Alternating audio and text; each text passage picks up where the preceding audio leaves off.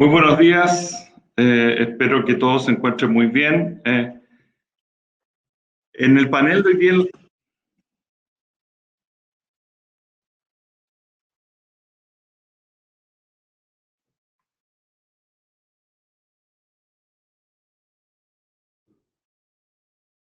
Ok, muy buenos días. Junto con saludarlos, quiero dar la bienvenida a todos los presentes. En el panel de hoy día en la mañana, vamos a oír tres presentaciones bastante relevantes en relación a lo que ha pasado con la pandemia desde distintos puntos de vista.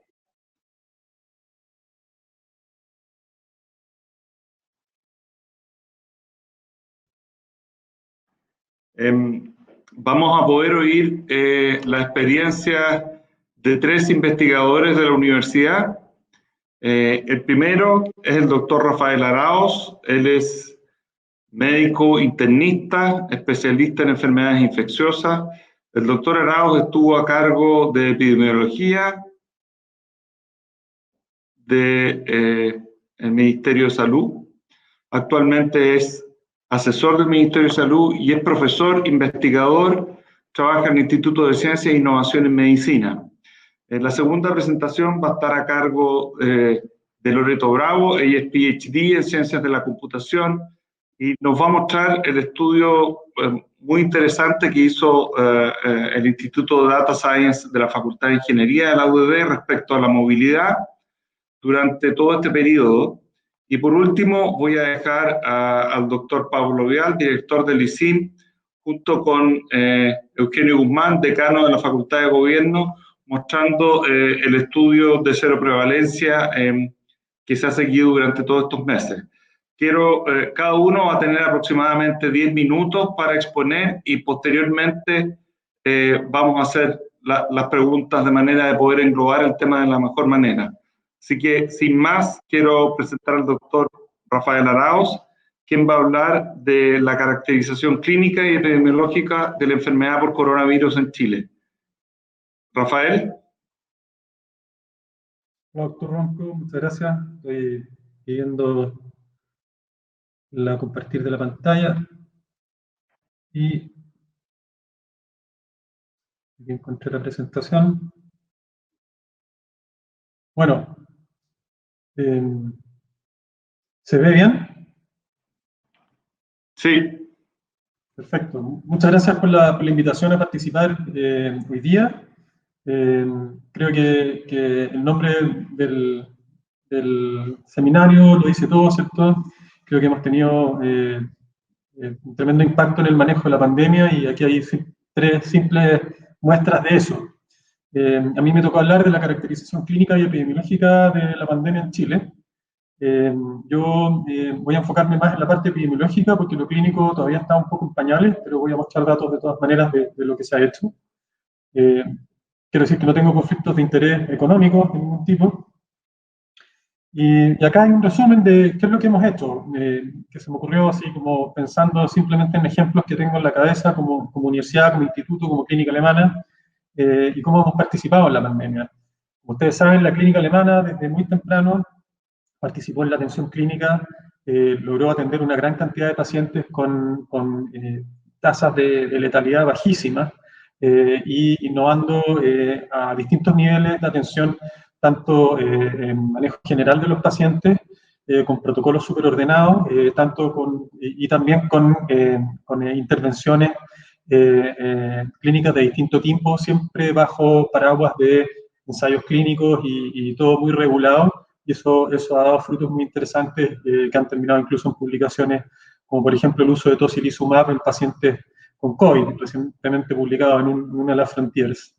Hemos también sido capaces de convertir las capacidades previas que teníamos, que tenían otros objetivos, ¿cierto?, de distintos laboratorios, y ponerlas al servicio de la contingencia, y todos saben cómo, de alguna manera, los laboratorios de biología molecular se pusieron al servicio de la Red Nacional de Diagnóstico, y hemos sido capaces de apoyar tanto con trabajo asistencial en el diagnóstico como en pilotear distintos tipos de nuevas estrategias para el diagnóstico de SARS-CoV-2 y eso ha sido también un tremendo aporte.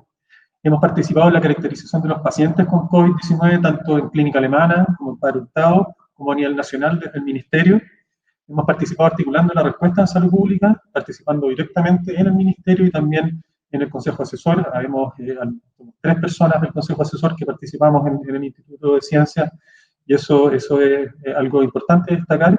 Y también hemos generado nuevos indicadores para monitorizar la pandemia, tanto desde el punto de vista epidemiológico como otros indicadores súper novedosos, que va a ser parte probablemente de lo que hable la Lore Bravo más tarde.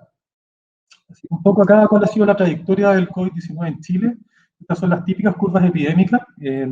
Yo les quiero mostrar, si ustedes se fijan al medio, donde está la región metropolitana, esto refleja lo que ha sido el resumen del país. O sea, tuvimos un inicio lento, un tremendo pic, ¿cierto?, entre mayo y julio, y después una caída sostenida que se mantiene hasta ahora, que si bien no es tan fuerte y tan potente como a nosotros nos hubiera gustado, lleva ya por lo menos 3 meses en estos niveles, y eso es positivo. Ahora, cuando uno desagrega esto y ve lo que pasa a nivel regional, vemos lo que en realidad ha pasado en Chile, que es un conjunto de epidemias, ¿cierto?, asincrónicas, y que tienen distintas realidades según donde nos paramos.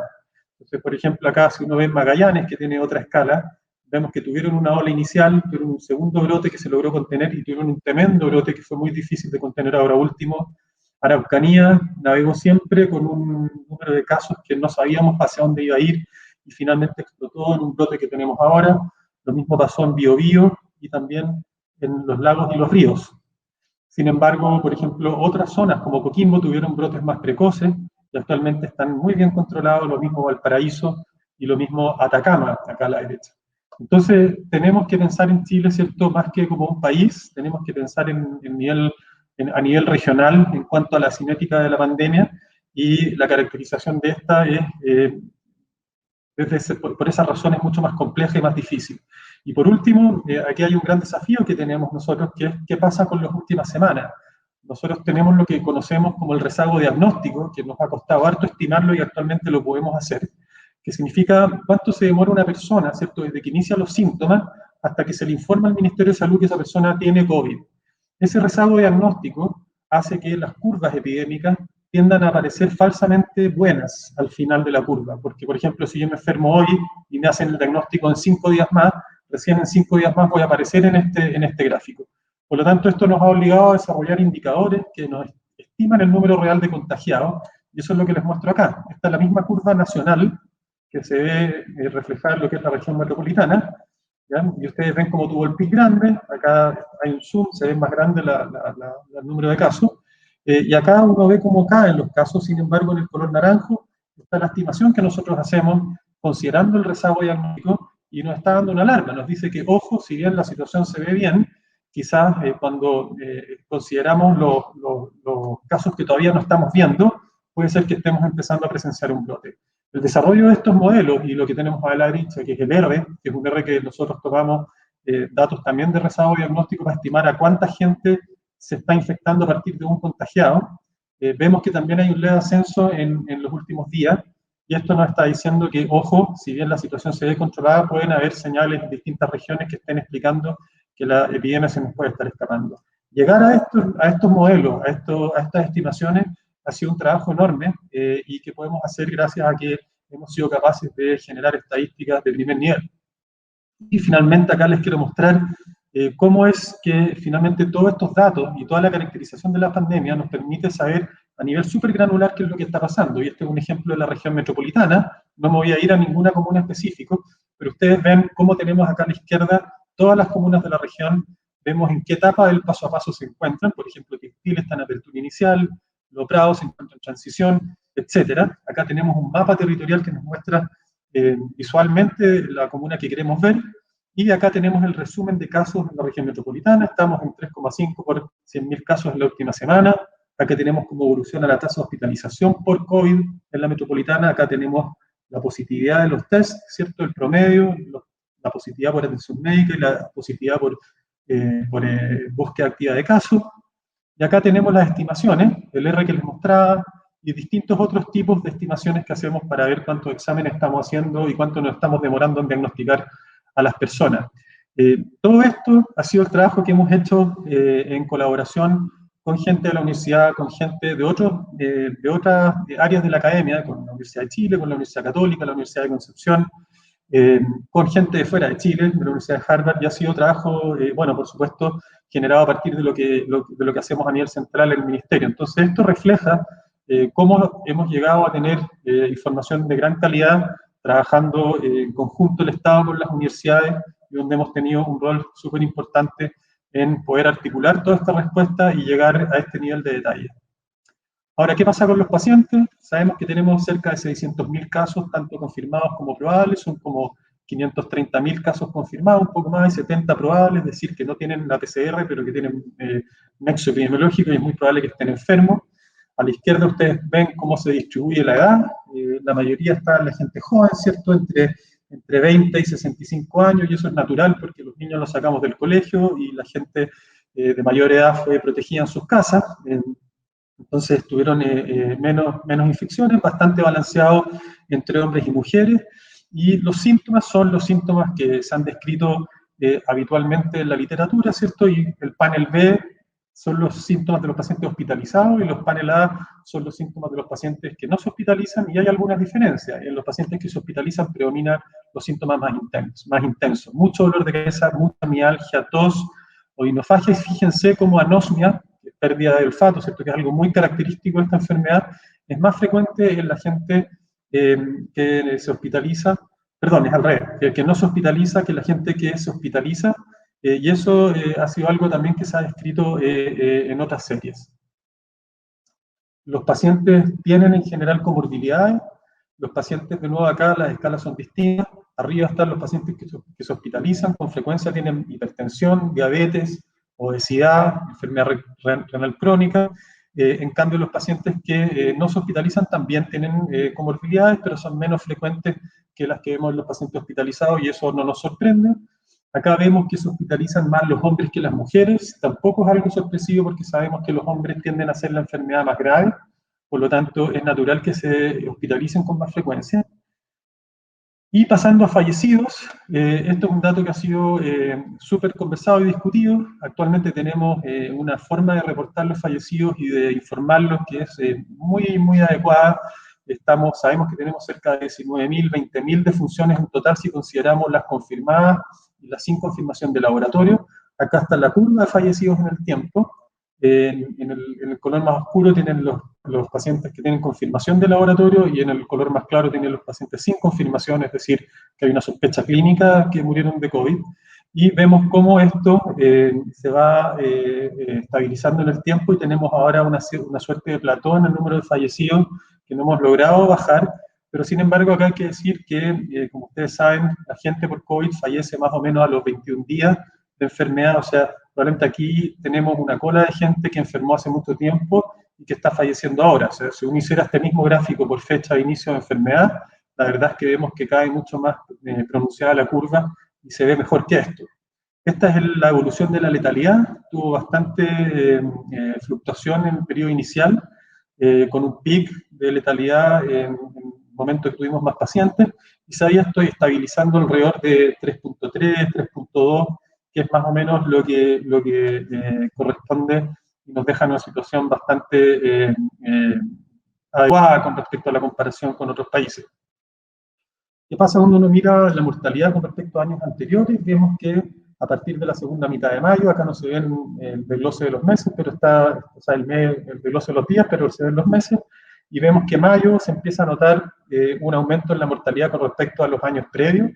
Este aumento se hace más evidente en junio y empieza a disminuir ya en julio, y agosto y septiembre.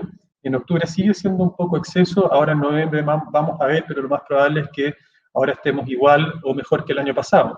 Cuando uno desglosa esto por edades, vemos que los niños, en la gente de hecho menor a 30 años, y los mayores de 85 tuvieron excesos de mortalidades muy leves. De hecho, los niños se murieron menos este año respecto a años anteriores, y eso habla que la protección de los grupos vulnerables, al menos desde el punto de vista de mortalidad, funcionó bien. Este exceso de mortalidad, por lo demás, está explicado en 100% por COVID, y eso nos dice que estamos contando muy bien nuestros fallecidos, a diferencia de otros países que tienen exceso de mortalidad solamente una fracción de ese exceso está explicado por COVID. Ahora aquí les quiero mostrar en el panel de la derecha a quién le va mal, es decir, qué pacientes tienen outcomes adversos, que es mortalidad, estar en ventilación mecánica o hospitalizarse. Este es un trabajo que lideró Camilo Uribe, que es estudiante de medicina en nuestra facultad, que trabajó cerca de un mes y medio conmigo en el ministerio, y ha hecho un trabajo muy elegante y que les muestro aquí algunos de sus resultados, y vemos que en un modelo de regresión múltiple, cuando ponemos múltiples variables, vemos que hay algunas que se asocian independientemente con el riesgo de tener un resultado adverso, incluyendo muerte, que es ser hombre, vivir en la región metropolitana. Acá se ve al revés, sale como protector esta ISAPRE, pero probablemente uno lo podría poner al revés y veríamos que el ser de FONASA es un factor que se asocia a fallecer más. Estamos investigando las razones por las cuales puede explicarse eso, pero probablemente tiene que ver con el tipo de población que está en FONASA, que tiende a ser gente mayor y con más enfermedades. Ahora, es muy interesante el dato que esto se repite en otras enfermedades, no es exclusivo de COVID, y la diferencia de mortalidad que hay entre ISAPRE y FONASA en COVID parece ser menor a la que hay en otras enfermedades. Por lo tanto, uno podría pensar que la integración de la red de salud privada con pública tuvo un efecto positivo en la mortalidad. Obesidad, diabetes son factores conocidos, la hipertensión no nos dio en el modelo múltiple, pero pueden haber algunos confundentes, enfermedad cardiovascular, pulmonar crónica, y esto es importante, la enfermedad hepática crónica parece ser un factor súper importante asociado a resultados negativos en Chile. Esto ha sido escrito en nuestros países, pero aquí parece ser particularmente importante y es algo que nosotros conocemos, ¿cierto? Que tenemos problemas con enfermedades hepáticas derivadas del consumo de alcohol, enfermedad neurológica, enfermedad renal crónica, ser inmunocomprometido, bueno, y otro grupo de comorbilidades que no somos capaces de granular. Entonces, en el fondo, acá yo creo que tenemos factores de riesgo comunes que se han descrito en otros países, pero el dato más interesante es investigar qué pasa con las diferencias entre la gente que está en distintos tipos de aseguradoras de salud. En conclusión, podemos decir que la trayectoria de COVID en Chile ha sido asincrónica, eso ha generado múltiples desafíos que hemos ido siendo capaces de entender, comprender y analizar y llegar a ese dashboard que les mostré que nos permite tomar decisiones más quirúrgicas. El trabajo multisectorial ha permitido generar información e indicadores de calidad. Nuestras capacidades como faltó la N, universidad, nos ha permitido ponernos al servicio del país en múltiples áreas en forma oportuna y con gran impacto. Y bueno, aprovechar de agradecer a todos los equipos que han trabajado sin descanso, y a las autoridades que nos han apoyado para poder hacer estas tareas que son distintas a las que habitualmente hacemos a todo nivel. Así que esa es la presentación. Y bueno, después quedo atento a preguntas. Quiero cambiar lo que yo mismo dije, pero me veo tentado a hacerte algunas preguntas ahora. Quiero hacerte concretamente 3 preguntas. La primera es, tú mostraste un gráfico de muerte, de mortalidad total por todas las causas. Mi pregunta es, ¿cómo nubla las posibles causas por, comillas, falta de acceso por otras patologías que no son coronavirus y que pueden también causar aumento de la mortalidad y que podrían nublar el dato total asignándoselas a coronavirus? Esa es una. La segunda pregunta es, ¿qué te parece la búsqueda activa de casos? Ha tenido una controversia en relación a que si uno va a buscar a una plaza, la positividad va a disminuir y te puede dar una falsa sensación de la actividad del virus. Y por último, algo nombraste, pero sobre la mortalidad de la enfermedad, en base a tus estadísticas, ¿podemos decir que estamos aprendiendo en el tratamiento médico? Estoy ya, perfecto, sí. La primera pregunta es con respecto al exceso de mortalidad. Efectivamente, lo que estoy mostrando es mortalidad total, ¿cierto? O sea, todas las causas. Hay más mortalidad en esos meses, ¿cierto? Entre mayo y ahora, hasta ahora, que otros años. Y efectivamente no necesariamente podría ser COVID, pero cuando uno ve cuál es el número de exceso de mortalidad y vemos cuánto de eso está aportado por COVID, por ahora es 100% COVID. No hay aumento de causas, no hay otras causas que estén explicando el aumento de mortalidad en Chile. Eso no significa que vayamos a terminar el año igual. O sea, efectivamente en algún momento uno espera, y es natural en cualquier epidemia, una segunda ola de enfermedades que no son necesariamente relacionadas con COVID. O sea, tenemos, ustedes saben, cerca de 70.000 o 80.000 prestaciones atrasadas en GES. El ley Ricarte Soto es mucho menos, pero también, por lo tanto, se han atrasado screening de cáncer, se han atrasado controles en enfermedades cardiovasculares y es posible que tengamos un hit tardío de enfermedades no relacionadas directamente a COVID que expliquen un aumento de mortalidad el próximo año. Así que obviamente es parte como de lo que tiene que ser el plan segundo tiempo, por así decir. Así que eso, por ahora, en comillas, la buena noticia es que todo ese exceso se explica por COVID y lo sabemos. Eso es muy tranquilizador. La segunda pregunta era con Sobre respecto búsqueda a activa de casos. búsqueda activa de casos. Efectivamente, cuando uno hace búsqueda activa de casos, uno hace el best guess, ¿cierto? Nosotros lo que queremos hacer es ir a buscar el reservorio del virus y sin parámetros adecuados, uno trata de adivinar dónde se van a concentrar los grupos de infectados asintomáticos. Inicialmente eso lo hicimos buscando zonas de aglomeración, pero actualmente estamos haciendo una búsqueda activa mucho más informada.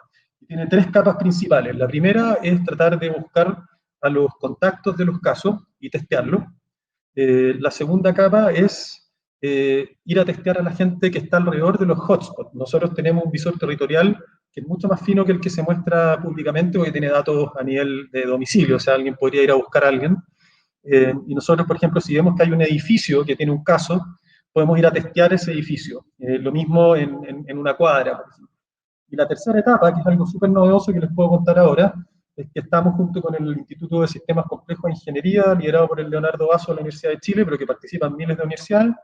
Hicimos un proyecto muy, muy bonito que la Lore también quizás puede comentar, que es mezclar movilidad con contagios. Entonces, si yo tengo una zona, pues, digamos, tal barrio, ¿cierto?, en Providencia, yo sé que hay muchos casos, yo tomo a la gente que vive en esa zona, que yo sé que tiene más riesgo de tener contacto porque fueron al supermercado, a la feria, etcétera, y los sigo a donde van. Entonces yo puedo decir, el lunes el índice de riesgo se acumula en la Plaza Armas, porque toda la gente de esa zona va a trabajar allá.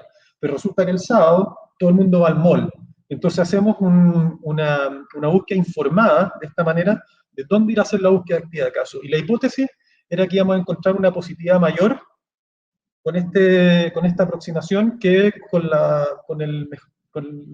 adivinando dónde iban a estar los casos. Y tenemos datos ya, yo diría, recién salidos del horno, ayer, en que comparamos cómo nos iba en Punta Arenas, en Magallanes, cuando comparamos las dos estrategias, es decir, la informada por movilidad versus la teórica, y la informada por movilidad tuvo una positividad de 12% versus un 6% de la teórica, es decir, pareciera ser útil, y si es así, lo vamos a escalar a todo Chile y va a ser como la tercera forma de informar la búsqueda activa. Ahora, como yo les mostré en el dashboard, nosotros tenemos las curvas de atención médica y de búsqueda activa, porque efectivamente sabemos que de repente la búsqueda activa nos puede dar muy baja y no está reflejando lo que está pasando, así que nosotros analizamos esas dos cosas. Y la última pregunta era con respecto a mortalidad también, no me acuerdo cuál era. Si es que la mortalidad ha disminuido por efecto de aprendizaje. Sí, la letalidad es difícil de interpretarla porque depende mucho del denominador y mientras más testeamos, la bajamos, pero más o menos hemos mantenido, ¿cómo se llama? El testeo súper estable en los últimos tiempos y la letalidad se estabilizó alrededor de 3. Y cuando uno mira quién fallece en Chile, y eso lo vamos a publicar pronto, no tenemos muchas sorpresas. Hay una gran cantidad de gente que fallece, que es mayor de edad, que probablemente ni siquiera se intentó tratar. Hay un porcentaje que fallece en el domicilio, no porque no haya accedido a la atención de salud, sino porque se limitaron medidas probablemente antes de que se hospitalizara. Y también tenemos una gran experiencia de los doctores que llevan todo este tiempo atendiendo pacientes. Entonces, lo que esperamos es que si tenemos una segunda ola, que ojalá, o sea, vamos a tenerla, pero ojalá sea bien controlada, pero si tenemos más casos, nosotros esperamos que efectivamente tengamos menor mortalidad, uno por intervenciones que ya sabemos que sirven, como por ejemplo el uso de corticoides, y otro porque en el boca a boca, yo conversando, no sé, con Jerónimo Graffi, con otros intensivistas, ellos están definitivamente más tranquilos manejando la enfermedad, saben qué hacer, y es una situación muy distinta a la que era a principio de año cuando a mí me tocó ver pacientes, que la verdad es que estábamos súper perdidos. Así que sí, tenemos letalidad. Ahora, si nos comparamos con otros países, quedamos más o menos parados, y eso también ha sido algo que se ha comentado en un contexto más político, pero hay que considerar ahí que nuestro esfuerzo eh, para clasificar las causas de muerte es súper sensible y tendemos a estar dentro del grupo que se ve peor porque también sabemos que tenemos esa cantidad de fallecidos. Y eso se refleja en este exceso de mortalidad que sabemos que es 100% causado por COVID. Otros países tienen, no sé, 10% explicado por COVID, pero es probablemente porque no están diagnosticando. Eso. Gracias, Rafa. Muchas gracias por la presentación y por tu participación en el país con esta epidemia. Quiero que sigamos, quiero presentar a Loreto Bravo. Ella es doctora en Ciencias de Computación y está a cargo del Instituto de Data Science de la Facultad de Ingeniería de la Universidad. Loreto nos va a presentar sobre el estudio que ha hecho durante todo este periodo sobre la movilidad. Muchas gracias, Ricardo. Vamos a compartir pantalla.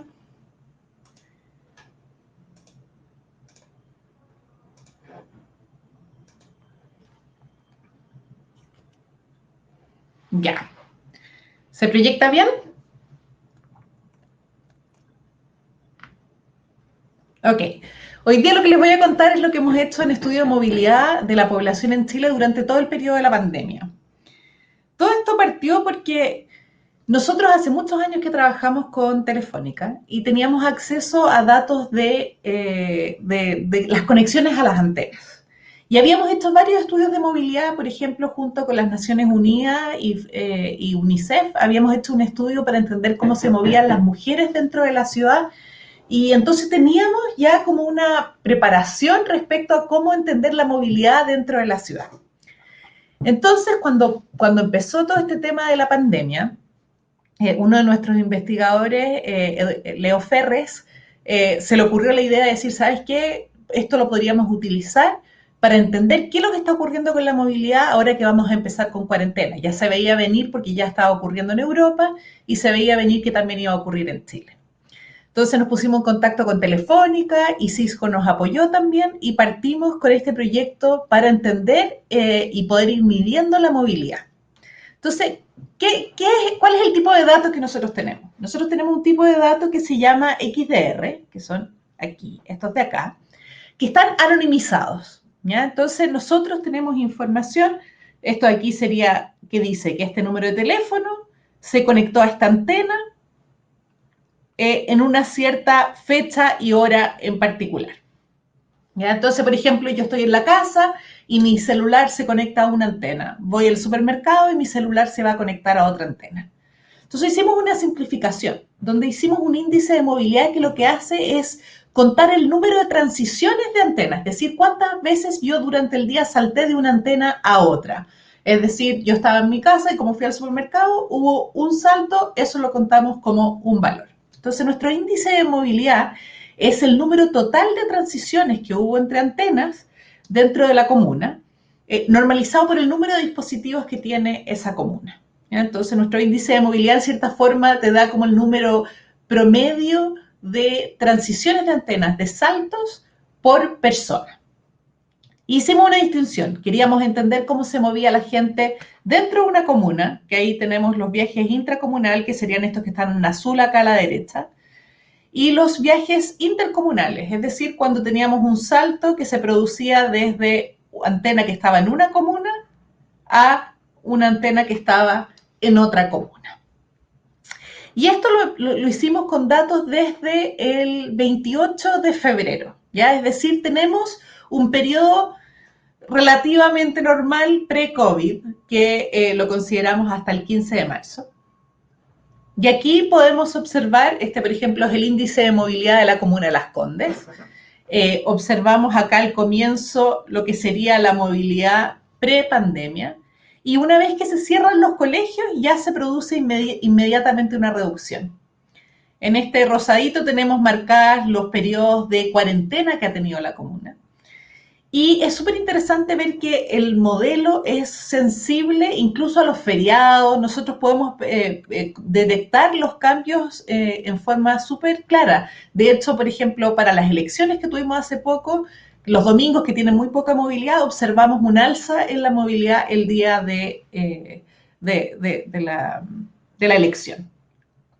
Y aquí observamos que en un comienzo las cuarentenas eran bastante efectivas. De hecho, aquí en la comuna de Las Condes llegamos a reducciones de incluso un 60% en la movilidad. Sin embargo, en el segundo periodo ya de la cuarentena empieza a observar el desgaste, como va aumentando en forma paulatina la movilidad a pesar de estar en cuarentena. Esto se debe no solo a la movilidad interna, sino que también a los viajes que vienen desde otras comunas y se realizan dentro de la comuna. Si nos vamos a una versión un poquito más detallada, que vemos un periodo más corto de aquí, desde el 28 de febrero al 7 de junio, podemos observar cómo el modelo es sensible a los feriados, por ejemplo, que se ven con una movilidad menor. Tenemos el ciclo semanal, donde sábado y domingo tienen una menor movilidad.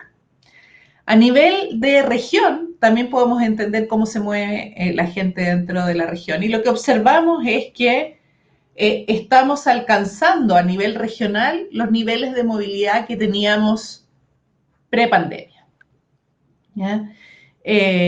Acá en rosado está marcado cuando al menos alguna comuna se encuentra con algún tipo de cuarentena. Pero nosotros necesitábamos ir más allá, necesitábamos poder distinguir entre la movilidad asociada a los residentes de una comuna y compararlo con la población flotante. Entonces aquí observamos, en azul tenemos el índice de movilidad de los residentes, que nos permite entender de dónde viene, o sea, qué parte de la movilidad de una cierta comuna corresponde a los residentes y qué parte viene de otras comunas. ¿Ya? Entonces, por ejemplo, aquí esta diferencia que observamos acá, todo esto aquí corresponde a población flotante. Pero nosotros necesitamos entender de dónde viene esta población flotante. Entonces, por ejemplo, aquí sigo con nuestro ejemplo de la Municipalidad de Las Condes. Lo que observamos es que los viajes desde Las Condes, es decir, los residentes de Las Condes, ¿a dónde van? Van principalmente a Providencia, luego a Vitacura, luego a Lo Barnechea. Y quienes vienen a Las Condes, principalmente de la Municipalidad de Santiago, luego Lo Barnechea y así. ¿Y de qué nos sirve esta información? A nivel nacional, nosotros los informes que hemos ido generando, porque generamos informes semanales con la información de todo lo que ocurrió la semana anterior para todas las comunas del país, pero además, cuando alguna intendencia o municipalidad nos solicitaba un análisis más específico para entender qué es lo que estaba ocurriendo, nos metíamos a ver el tema de la población flotante y los residentes. ¿Y qué es lo que ocurrió, por ejemplo, en la región del Ñuble? Teníamos que no tenían cuarentena, pero tenían una situación complicada y querían reducir la movilidad. Y lo que descubrimos a través de los datos es que la gente que venía a Chillán venía de la comuna de Coihueco, contrario a lo que ellos esperaban, que las autoridades creían que la mayoría de la gente venía de San Carlos. Y la movilidad realmente venía de Coihueco, que era una comuna que tenía muy pocos servicios básicos. Entonces lo que hicieron fue poner como estas cosas, como un registro civil móvil, poner ferias que permitieran que la gente de Coihueco no se trasladara a Chillán y de esa forma pudieron controlar y reducir la movilidad utilizando otro tipo de estrategias que no eran necesariamente de cuarentena. También tenemos análisis a nivel más granular. Podemos bajar a nivel de horas, como vemos acá abajo, que es entender cómo se mueve la gente en las distintas horas del día. Y también aquí, nuevamente ocupando el ejemplo de la comuna de Las Condes, podemos entender cómo se mueve la gente entre los distintos cuadrantes que tiene la comuna. Todo este análisis también nos permite generar apoyo en forma localizada para reducir la movilidad con medidas alternativas. Los datos que hemos ido generando en este proceso los disponibilizamos a través de la mesa de datos en la página web del Ministerio de Ciencia y Tecnología. Estamos aquí, datos aportados por la comunidad, datos del tercero. Tenemos el índice de movilidad nacional a nivel comunal. Publicar los datos de esta forma, ¿qué es lo que permitió? Permite que la comunidad, tanto científica como las personas, las empresas también, nos contactaron de varias empresas que empezaron a utilizar este dataset para poder manejar la situación de COVID y para estar informados también y apoyar su proceso de toma de decisiones.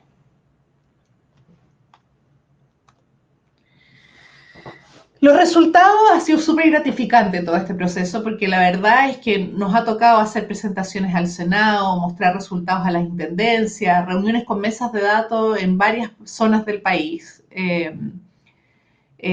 Nuestro decano de la Facultad de Ingeniería fue invitado a dar una charla, a presentar junto con el ministro y junto con Rafael en el informe diario.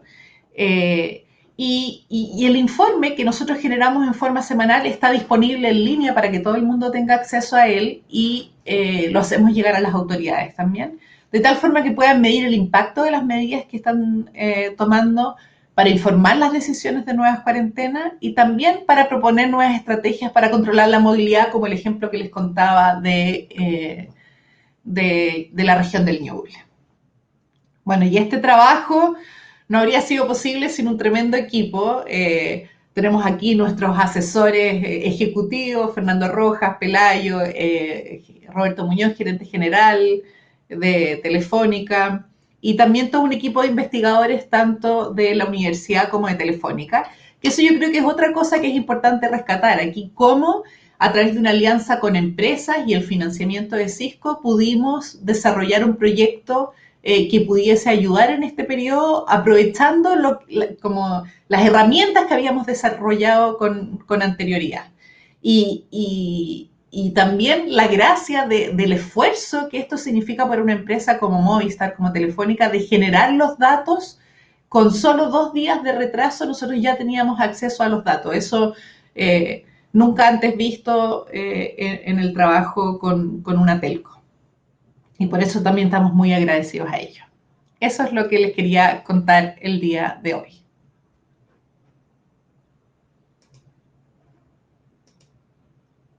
Pero te quería hacer 2 preguntas. Una es que hubo lo que mostraste a propósito de la movilidad interurbana y el juicio de los que entendemos menos el desarrollo de una pandemia.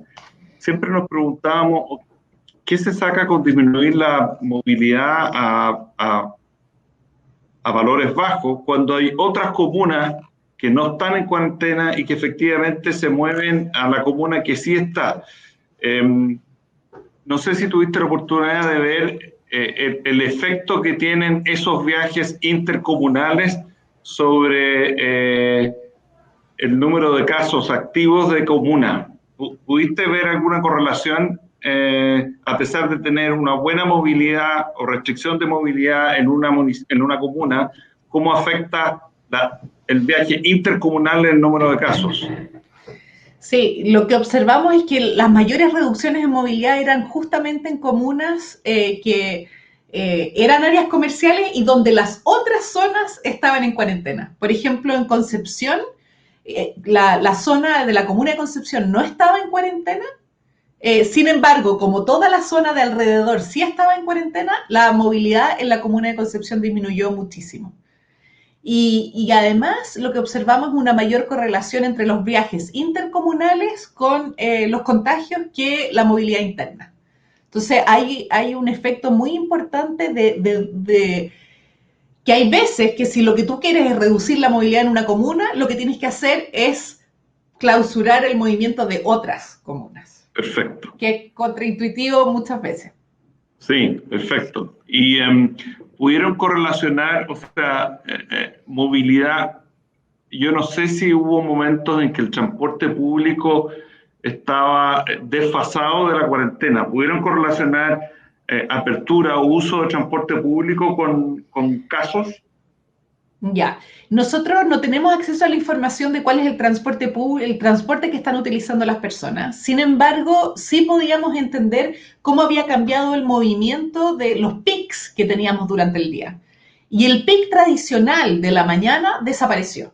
Pasamos en el periodo de pandemia a tener un pic de movilidad como a las 11 de la mañana. Entonces, si seguíamos con un modelo tradicional de oferta de transporte público, obviamente íbamos a tener un vacío en la mañana y falta de buses en otros periodos y probablemente mayor concentración de personas. Sí, hicimos un estudio general que utilizando técnicas de las características de las antenas podíamos tratar de determinar más o menos la partición modal y lo que observamos fue un gran aumento en la cantidad de viajes a pie y la cantidad de viajes en bicicleta. Ah, ok, interesante. Y en relación a lo último que comentó Rafa Arao sobre la identificación ya microgranular de áreas pequeñas, ¿qué participación han tenido en identificar eso? Por el dato que vi de la identificación de grupos pequeños donde hay aumento de casos y la búsqueda activa en esos lugares fue positiva. ¿Esa información también la logran utilizando el mismo sistema? Podríamos hacerlo, los datos están y yo creo que va a ser súper interesante porque los datos que tenemos de telefonía están para todo el país, ¿ya? Entonces, en este momento me imagino que lo están haciendo con los datos que provee Entel, que tiene información de la región, de algunas como comunas o ciudades en particular. Yo creo que podríamos ampliar lo que se ha hecho para llegar a utilizarlo para todas las comunas del país. Muchas gracias, Loreto. Felicitaciones por el trabajo súper riguroso y exhaustivo. Muchas gracias. Después, ojalá tengamos algunos minutos para conversar entre todos. Ahora quería seguir presentándole, yo no sé quién va a partir primero, pero lo que vamos a hablar es sobre el estudio de cero prevalencia, que está liderado por la Facultad de Gobierno, y está su decano, Eugenio Guzmán, y por el doctor Pablo Vial, director del Instituto de Ciencia e Innovación en Medicina. No sé quién va a partir primero y adelante. Los dos. Esa es la gracia de esto. Yo voy a dejar al profesor Vial primero que nada. A menos que él quiera otra cosa. Pero... No, Eugenio me nombró vocero. Vamos a compartir pantalla. Bueno, este es un estudio, como decía Ricardo, realizado por los equipos de la Facultad de Gobierno y de la Facultad de Medicina. Aquí puse en esta primera diapositiva un logo que tempranamente en la epidemia nos hicieron en la Facultad de Diseño, lo usaban en varias presentaciones, así que agradecemos a Alejandra Menaba y Isabel Pinto. Bueno, este trabajo es infección por SARS-CoV-2 y estudiamos la seroprevalencia en región metropolitana. Yo voy a explicar qué es lo que es seroprevalencia y seguimiento para determinar la tasa de ataque. En una epidemia, parte de los datos que nos mostró Rafa y en los que han trabajado con mucha determinación y esfuerzo, todos los días conocemos los datos, los casos notificados confirmados en los que se detecta el virus por RT-PCR. Conocemos también los casos graves que están hospitalizados, cuántos de ellos están en ventilación mecánica y finalmente cuántos de ellos fallecen. Y con esto nos vamos haciendo una idea del seguimiento de la epidemia.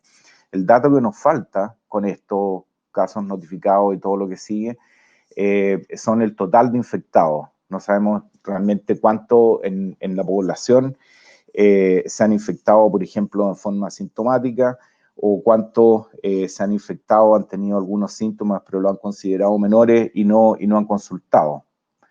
Entonces, los estudios de seroprevalencia pueden cuantificar la proporción de la población que tiene anticuerpos contra el virus, y por lo tanto uno puede concluir que ha sido infectada.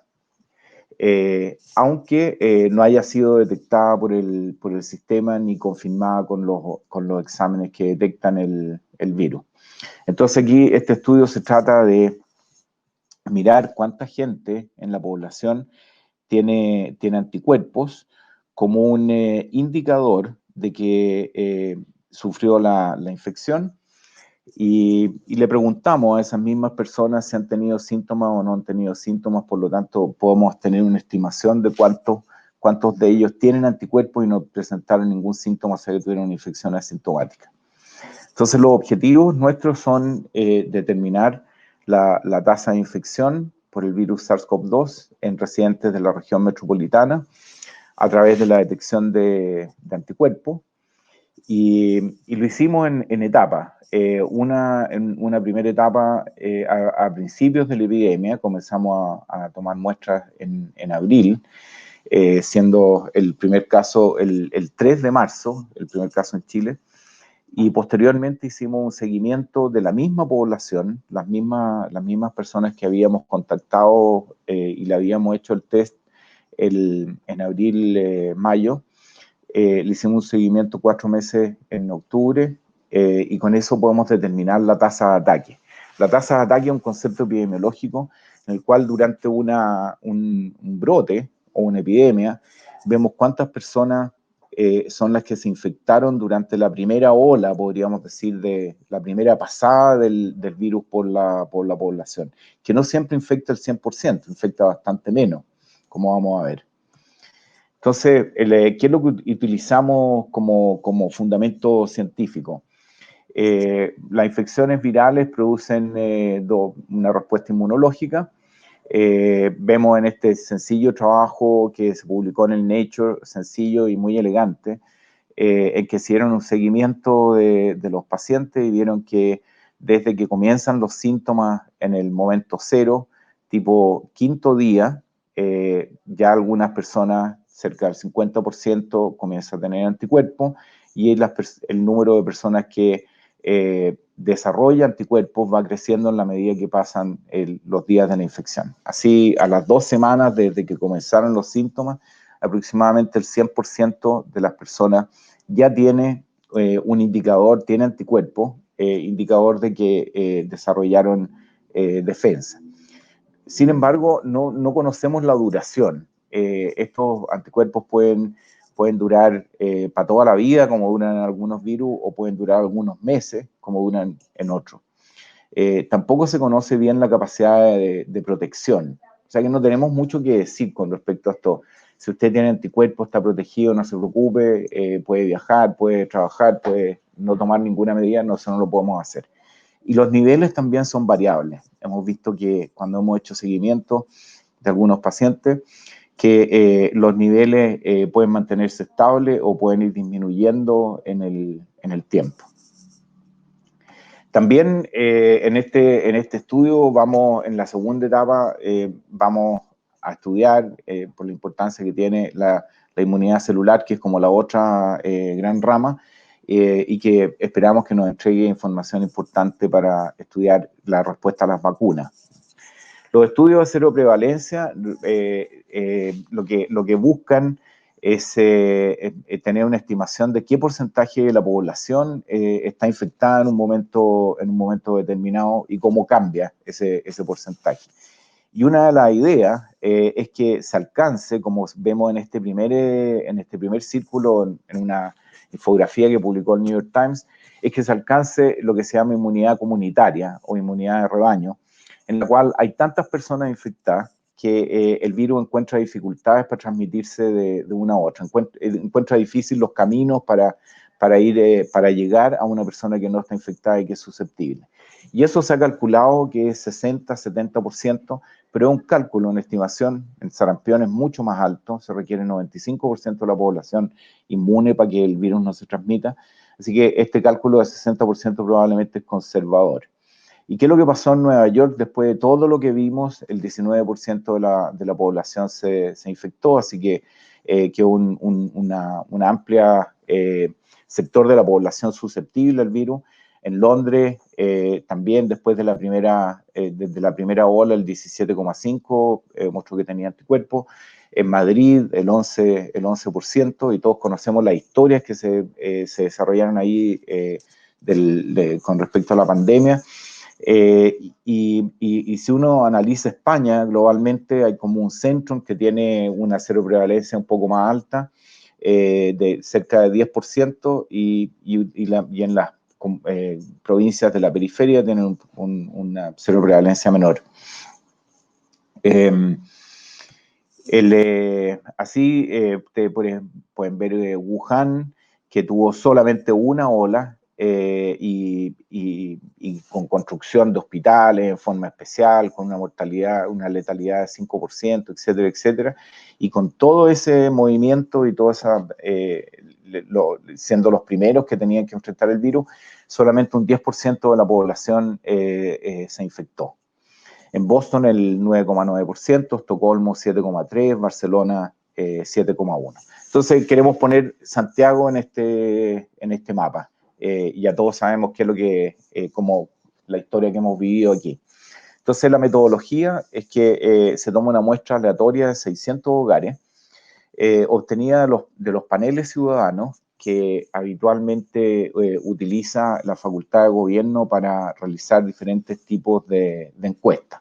Esta fue una muy buena idea que se generó en el fondo de tener ya una muestra diseñada y utilizar este tremendo trabajo que hace la Facultad de Gobierno de tener paneles representativos de la población de distintas áreas geográficas. Estas personas, estos 600 hogares, se contactan por correo y si aceptan, se llenan una encuesta también en línea de síntomas y factores de riesgo. Luego, un equipo de la Escuela de Enfermería hace una visita a domicilio. Allí se firma el consentimiento informado y se obtiene una muestra de sangre venosa por punción. Se permitió también incluir otros miembros del hogar. Inicialmente vimos que las personas tenían interés de, oiga, ya que me lo hacen a mí, ¿por qué no le hacen para saber qué es lo que ha pasado en la familia? Y el procesamiento se hace en el laboratorio de ISIN por test rápido y luego un ensayo que se llama ELISA para detectar IgM y IgG. O sea que hay un test como screening y un test confirmatorio. El test serológico inicialmente utilizamos como screening estos test rápidos.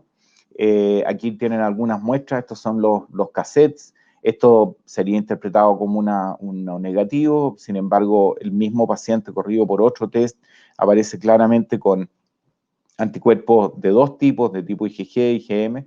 Así que esto hicimos además una validación de cuáles eran los test que nos proporcionaban una mejor respuesta y también una correlación con el test confirmatorio, que es el test de ELISA. Para hacerlo simple, estas son placas donde en cada uno de estos pocillos se pone el suero de un paciente. Los que se ven blanquitos, así que sin reacción, son negativos, y los controles positivos que está aquí se ven amarillos. Así que vemos distintas intensidades de amarillo, esa es la cantidad de anticuerpos que presentan los pacientes. Y aquí tenemos pacientes que no desarrollaron, muestras que no desarrollaron ningún color, que están totalmente negativos. Los resultados se encuestaron en la primera etapa, que se realizó nada más que aquí en la región metropolitana, 608 hogares, de los cuales habían 1.372 individuos, y las comunas las comunas de Santiago urbano están representadas acá. Hay dos comunas que están en blanco acá que no se demostraron, que son La Reina y Huechuraba, que en la segunda etapa sí las pusimos dentro del mapa y las encuestamos para que fuera aún más representativo. Y los resultados que obtuvimos, vemos aquí este gráfico, es muy interesante que lo hayamos podido hacer.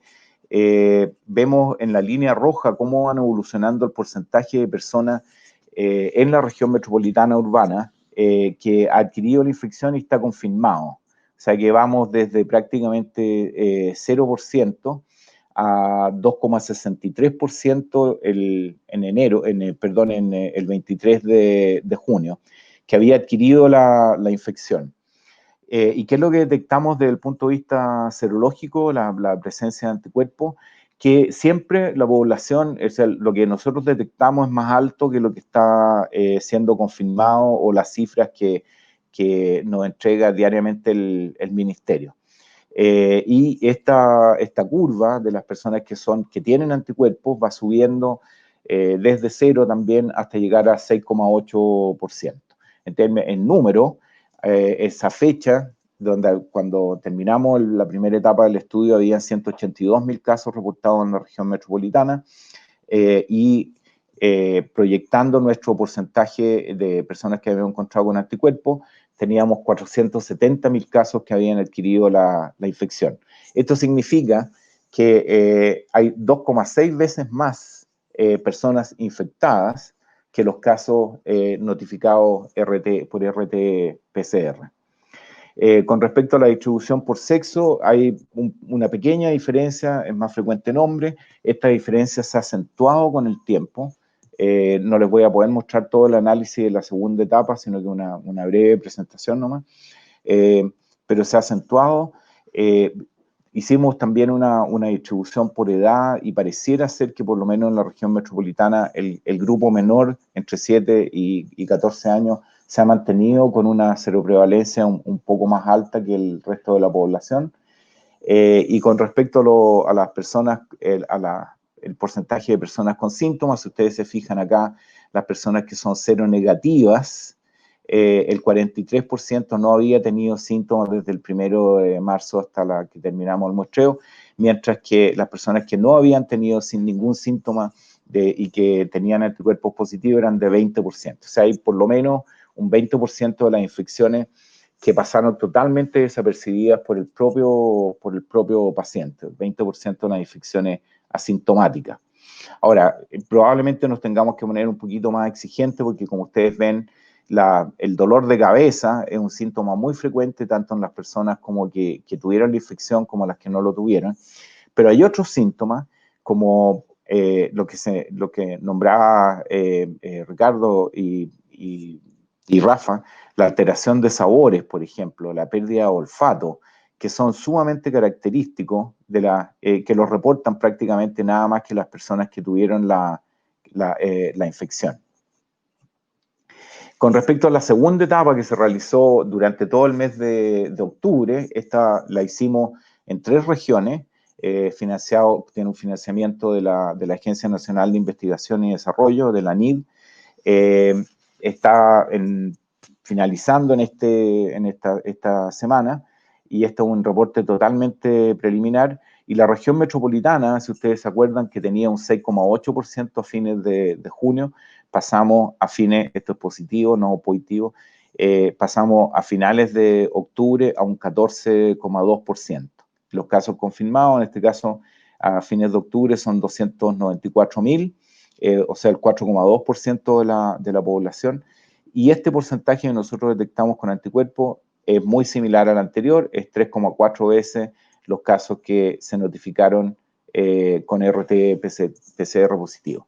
Vemos una situación, todo esto, como les digo, es preliminar, puede cambiar un poco.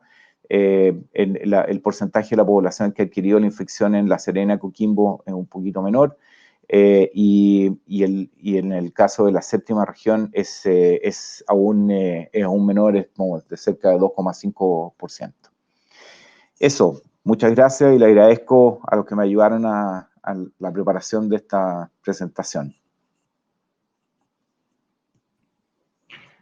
Gracias, muchas gracias, Pablo. No sé si está el decano Guzmán por ahí, quería hacerle, o si él va a comentar algo. Mira, algo muy breve que un poco, más que todo para explicitar algunas de las cosas que tienen que ver con el panel, básicamente, ¿ya? Pero déjame ir a un par de aspectos que mencionó Pablo que son muy relevantes, que uno tiene que ver con la dificultad de las mediciones, o sea, por ejemplo, toda esta discusión sobre tasa de letalidad sería un ejemplo.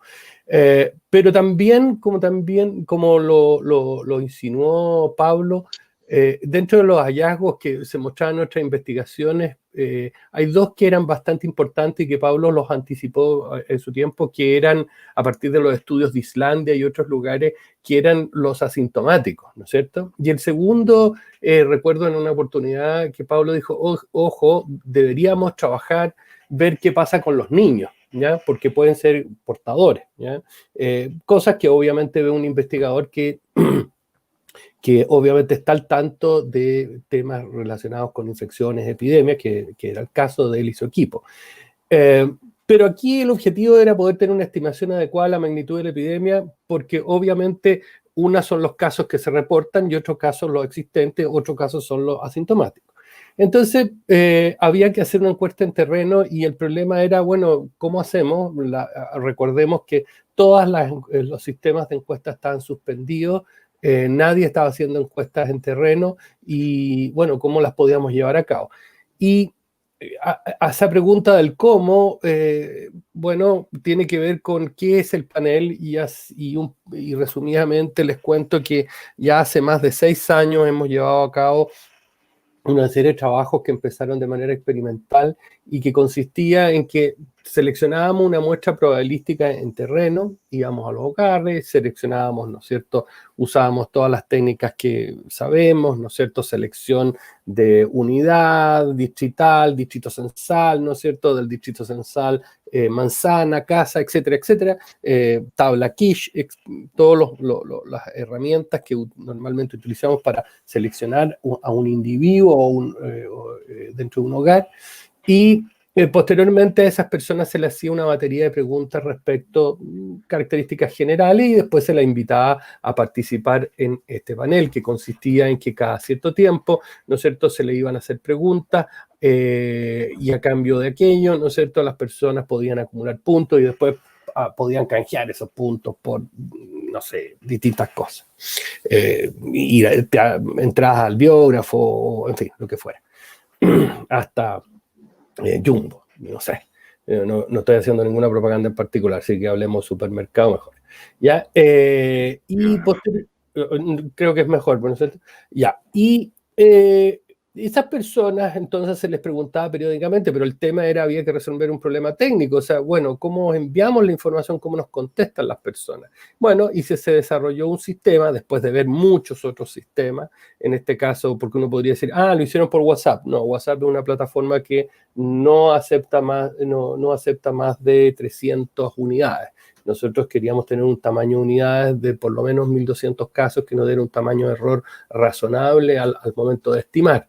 Entonces, desarrollamos un protocolo que permitía que las personas a través de texto se les enviaba la pregunta una vez que había consentimiento informado, ¿ya?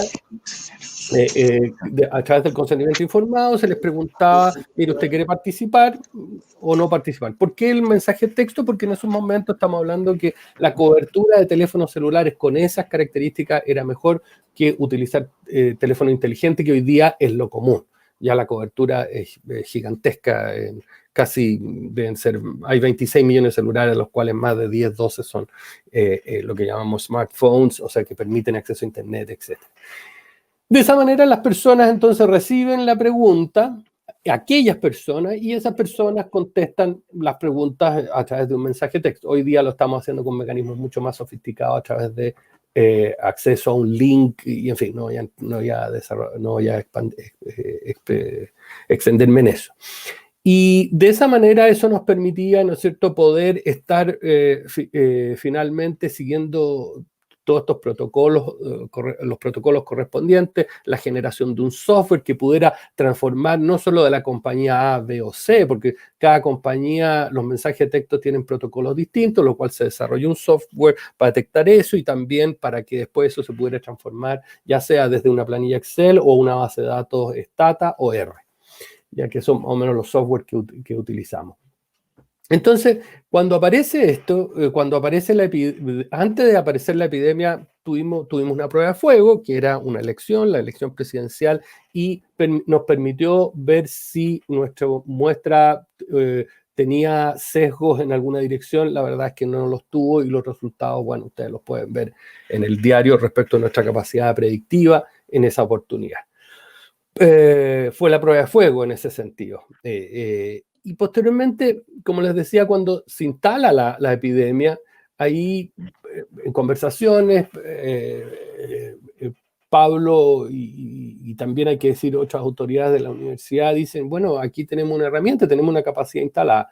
Y se toma la decisión de decir, bueno, si tenemos un grupo de personas en terreno, una muestra que está solidificada, que es representativa, que nos permite hacer buenos niveles de predicción con bajos niveles de error, bueno, utilicemos esa capacidad instalada en un contexto en que no se podían hacer encuestas, porque para eso tú tienes que fidelizar. Piensen ustedes que lo que estaba haciendo Pablo y su equipo era nada menos decirle a las personas, oiga, usted quiere en pleno periodo de pandemia que vayamos a su hogar, ¿no es cierto? Y le saquemos una venopunción. Uno va aprendiendo palabras raras que se usan en medicina, ¿no es cierto? Y por lo tanto, eso solamente podía ser cuando tú tienes una muestra relativamente afiatada y sobre todo en un país como Chile que tiene altos niveles de desconfianza. Además no se podía salir, piensen ustedes lo que estamos en plena pandemia, había que pedir permiso, había toda una logística. Pero además detrás de eso hubo todo un trabajo de ver lo que se estaba haciendo en otros lugares. Habían estudios de cero prevalencia en China, en Japón, en Islandia, Suiza, Alemania, República Checa, en la ciudad de Los Ángeles, en Estados Unidos, en la ciudad de Nueva York, en España, como el mismo Pablo mostró, ¿ya? Con distintas metodologías, algunos más robustos que otros, y por lo tanto nosotros teníamos una metodología en terreno con una herramienta mucho más efectiva. Y en ese sentido, esa capacidad instalada fue la que usamos, y fíjense ustedes, si no me equivoco, Pablo, tú me puedes corregir, creo que es el primer estudio de cero prevalencia en América Latina. Ya no conozco otro que se haya hecho, puede que en los últimos días haya aparecido alguno, pero no recuerdo en ese sentido. Y como universidad creo que cumplimos un rol importante porque pudimos hacer esas estimaciones que mostraba Pablo, que en el fondo te dan órdenes de magnitud del problema y en términos de políticas públicas te permite ir tomando decisiones de tanto acelerar o no determinados procesos, ¿no es cierto?, o tomar determinadas decisiones de política pública. Este trabajo de gran logística que implicó el equipo de enfermería de la Escuela de Enfermería de la Universidad del Desarrollo, la gente, el equipo del panel ciudadano, los investigadores que ya ahí Pablo mostró, que es el propio Pablo, Claudia González, María Cecilia Vial, María Estela Lavín, Jimena Aguilera, el Rafael Arauz, Andrés Florea, José Manuel Munita, Claudia Pérez, Ruth Pérez, Mauricio Paulaza, Carlos Rodríguez, Hugo Contreras, María Spencer. Fue un trabajo mancomunado y complejo, interdisciplinario, y creo que hemos contribuido, y ahora en esta segunda etapa que está llevando a cabo Pablo, va a ser una tremenda contribución en términos de políticas públicas lo que se está haciendo. Yo solamente quiero decir eso y que era lo que me interesaba destacar, Ricardo. Gracias, Eugenio.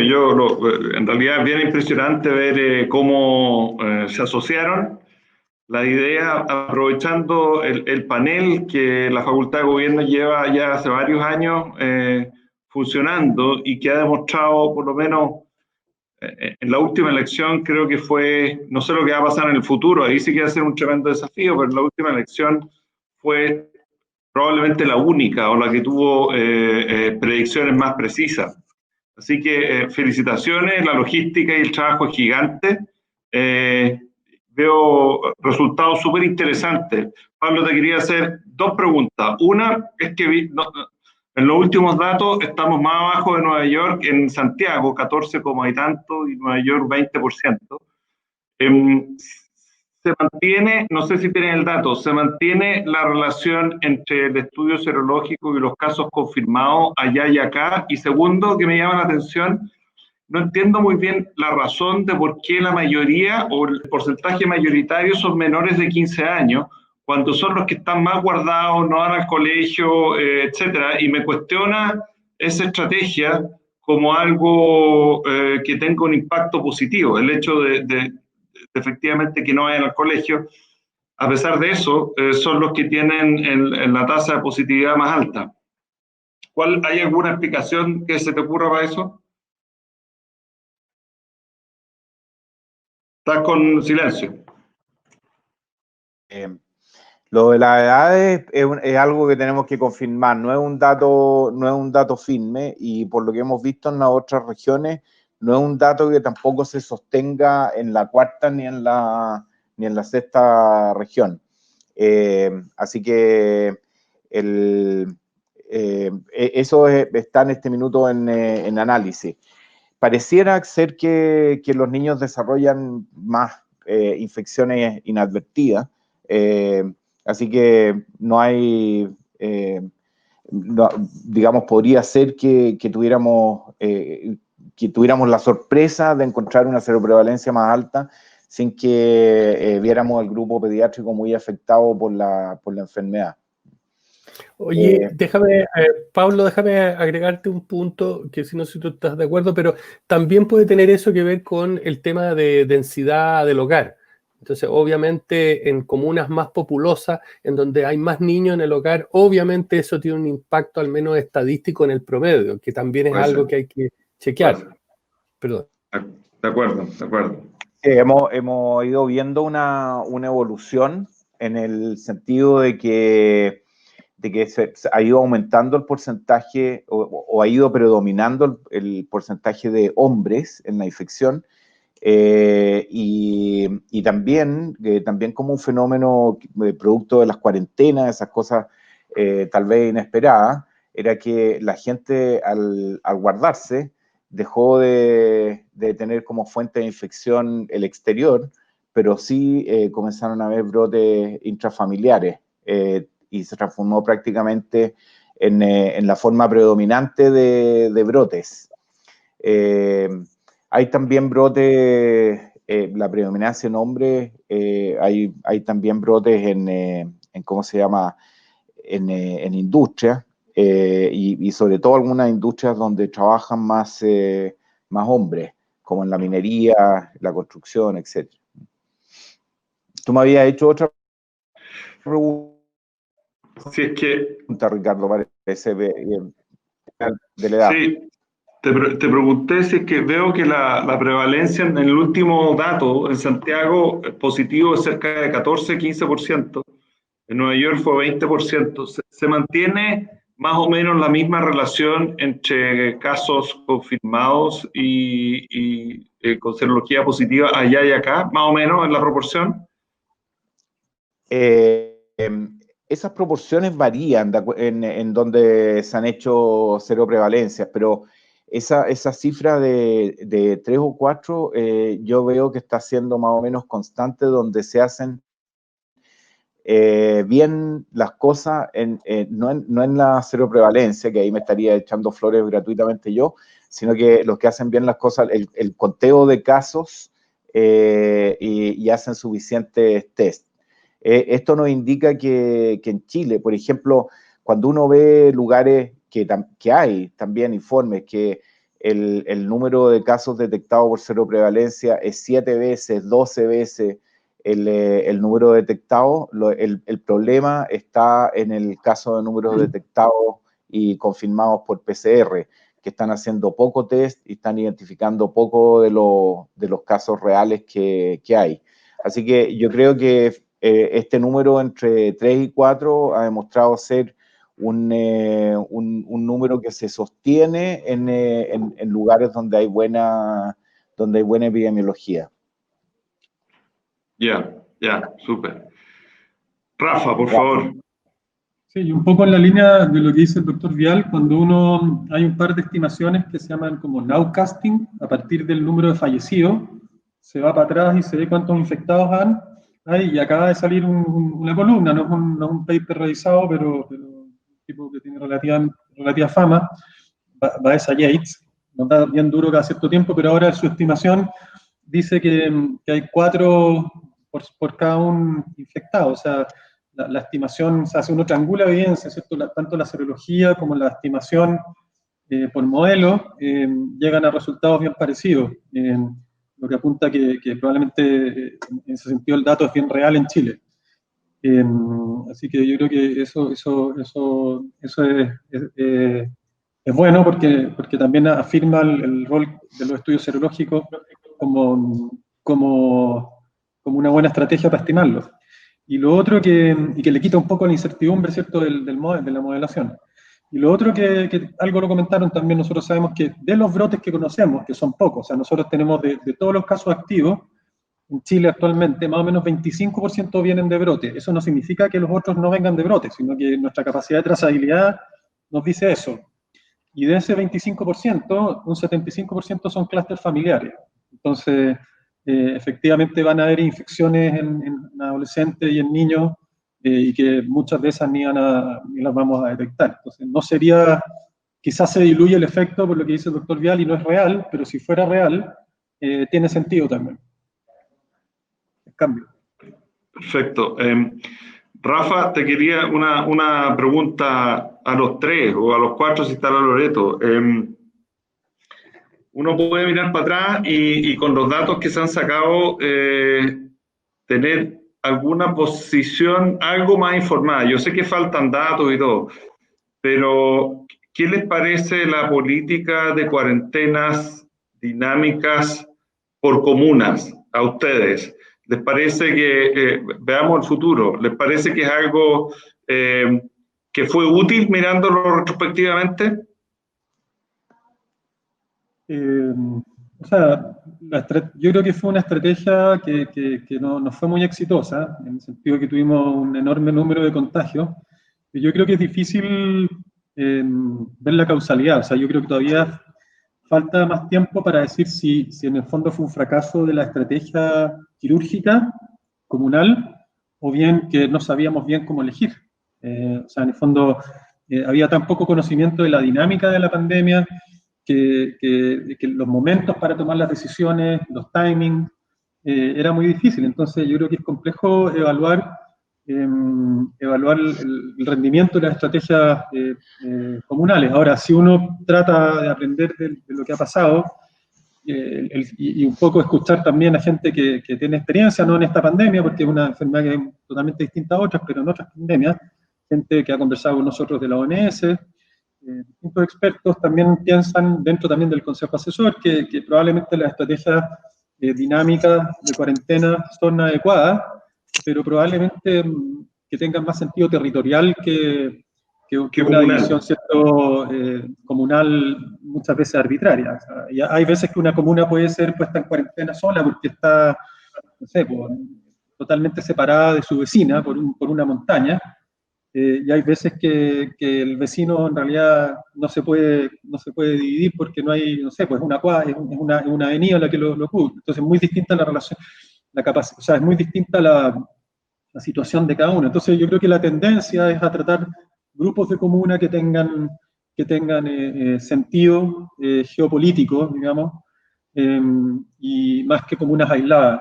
El nivel regional, que muchas veces nosotros como comité también lo impulsamos, también parece complejo, porque pasa un poco lo mismo. Hay regiones que tienen límites claros, hay otras que son menos, y también mover regiones es muy complejo, porque en la práctica siempre hay una comuna, un par de comunas que están muy mal y que enlentecen una región, o otras que están muy bien y no podrían salir. Entonces, como que también la unidad territorial macro también es difícil en la práctica de usar.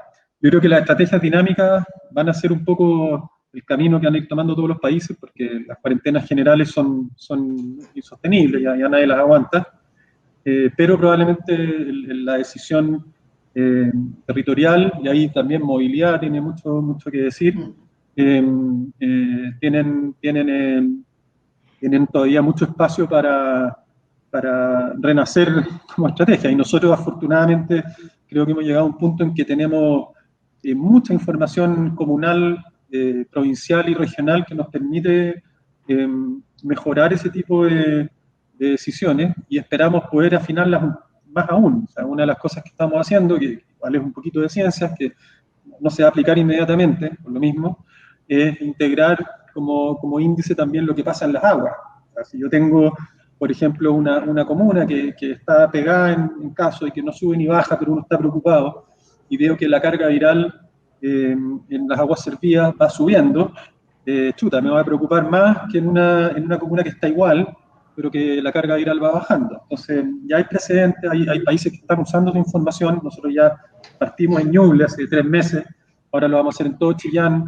Entonces, yo creo que esa es como un poco quizás el discurso que ha hecho la presidenta de Nueva Zelanda, que ha sido muy alabada por todo el mundo, igual es una isla, yo creo que es más fácil, pero en el fondo su estrategia ha sido muy informada en la ciencia, y eso yo creo que también nosotros hemos impulsado con la LORE desde la mesa de datos, y como una estrategia o alianza de estrategia entre el Estado y las universidades, y yo creo que tenemos por lo menos 3 o 4 precedentes del manejo de la pandemia que muestran la utilidad de combinar la ciencia, obviamente sin mucho entusiasmo, porque la ciencia la mayoría de las veces se equivoca, pero tratando de trasladar lo más rápido posible los hallazgos científicos que tienen peso al panel de indicadores que se usan para tomar decisiones. Gracias, Rafa. Tengo la última porque... Ricardo, sí, un comentario al respecto. Y después Eugenio.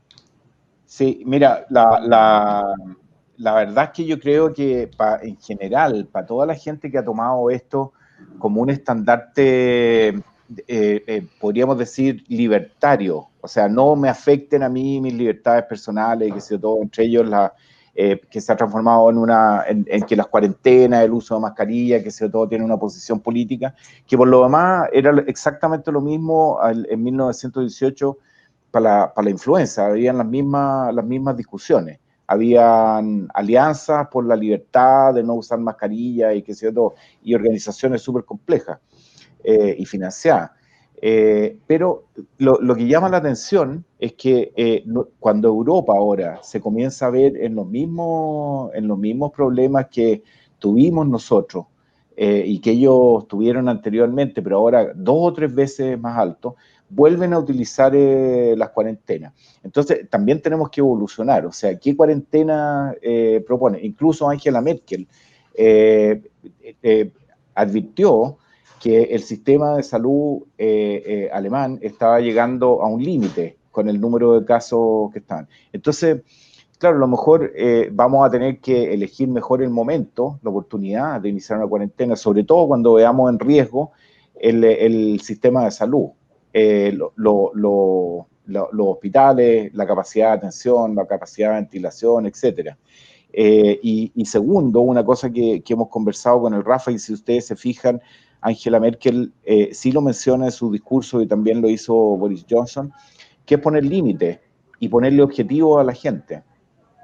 Es decir, vamos a tener un lockdown o se van a cerrar los bares por 2 semanas y lo que pretendemos es que hagamos un giro en la curva de contagio y comience a bajar. O sea, se pone un plazo y se pone una meta. Entonces la gente obedece mejor, se hace más parte del proceso. Y también se comunica la amenaza de que el sistema de salud está en riesgo. De acuerdo. Entonces ahí ya te dan razones para efectivamente hacer el sacrificio y restringirte parte de tu libertad de movimiento y de irse a tomar una cerveza a un bar, porque tiene una justificación social que está bien fundamentada y bien explicada. Le da un sentido. Eugenio. Mira, yo creo que hay 2 cosas. Cuando uno evalúa políticas públicas, a veces necesita contrafactuales, y en este caso no los tenemos, ¿ya? No tenemos ningún contrafactual que nos permita en este experimento mundial poder decir, mire, esta estrategia es mejor, esta estrategia es peor, y probablemente nunca los vamos a tener. ¿Ya? Bueno, podemos usar mecanismos de control sintético y otras metodologías, pero igual vamos a tener problemas en la identificación para poder construir qué hubiera sucedido si no hubiésemos seguido esta dirección u otra. Lo segundo es que en el mundo tenemos muchas experiencias raras, desde la experiencia sueca hasta la experiencia norteamericana, que es un mix raro con diversidades. No olvidemos que el sistema norteamericano es completamente centralizado y lo que hace Boston no tiene por qué hacerlo más, qué sé yo, Los Ángeles, etcétera, en donde ahí nos muestra otra cosa. El sistema alemán, lo que hicieron los franceses, el Macron de la primera epidemia no es el Macron de hoy día, que es tremendamente estricto en Francia. Entonces, lo que sí es interesante, y es un dato interesante, y ya viene del ámbito de la ciencia política, la sociología, es que aparentemente aquellos países con más capital social, o sea, aquellos que tienen mayor apego a la norma social o a la norma legal, aparentemente tienen mayor capacidad para seguir ciertas instrucciones porque están mirando no de manera miope, sino que más de largo plazo. Y qué mejor ejemplo que el trabajo en el cual estuvo la Loreto, vale decir, en ver las tasas de movilidad en Chile, a pesar de las restricciones, la gente se seguía moviendo igual, eso nos puede contar la Loreto, ¿ya? O sea, y por lo tanto, y eso tiene una explicación, pero cuando nosotros observamos históricamente Chile, tiene bajos niveles de capital social y apego a normas. La excepción en Chile es permanente. Entonces, que no ocurre en Alemania, a propósito del ejemplo de la Merkel, tampoco ocurre en Lituania, ni tampoco ocurre en Suecia, ¿ya? Donde hay mucha sanción social a aquel que salta la norma formal o informal.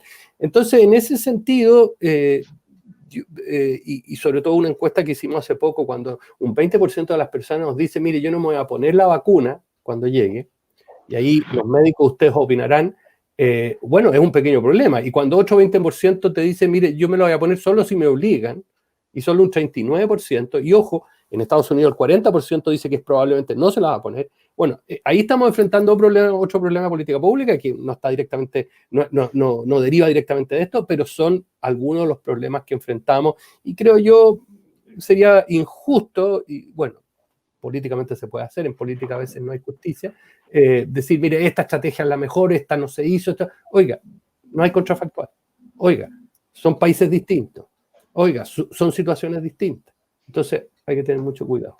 Perdón si me alargué, Ricardo. Sí, no, está bien, y la Loreto y terminamos. ¿Loreto?